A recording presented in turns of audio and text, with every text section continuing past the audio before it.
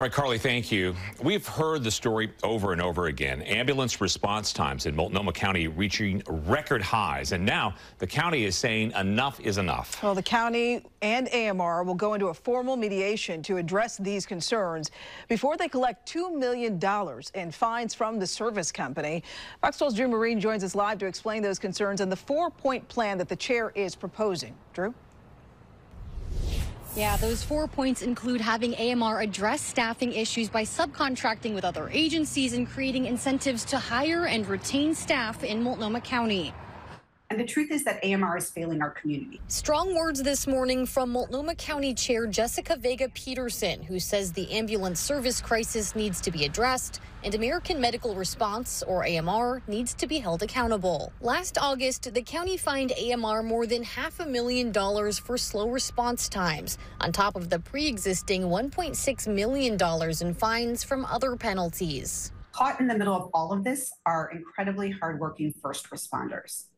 And despite all the disruption since the pandemic, our first responders and AMR paramedics have continued to deliver the highest quality care. Multnomah County has a unique staffing requirement. In serious medical calls, Multnomah County requires 2 paramedics in an ambulance, while other counties, like Clackamas and Washington, only require 1 paramedic and 1 EMT. AMR says this approach could help improve response times, but Peterson says it's not a fair comparison. And I want to stress that when people talk about Multnomah County's systems being different than Clackamas and Washington County, it's not just that we have a 2 paramedic model and they have a 1 EMT and 1 paramedic model.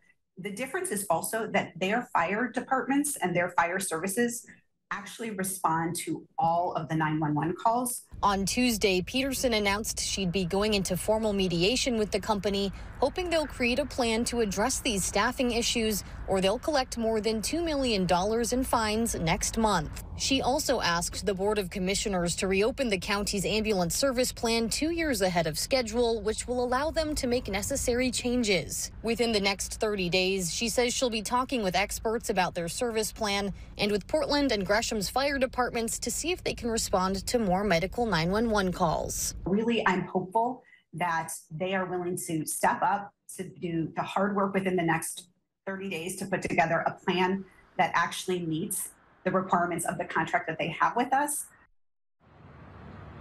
We reached out to AMR and they sent us a statement that reads in part, quote, "We're disappointed with the statement Chair Vega Peterson released earlier today regarding ambulance services in Multnomah County. AMR presented a proposal on February 12th to the chair with an immediate and pragmatic solution to address the ambulance service crisis, and we have yet to receive any feedback or communication from the chair." You can find AMR's full statement on our website, kptv.com. Live in Southeast Portland, Drew Marine, Fox 12 Oregon. Thank you, Drew.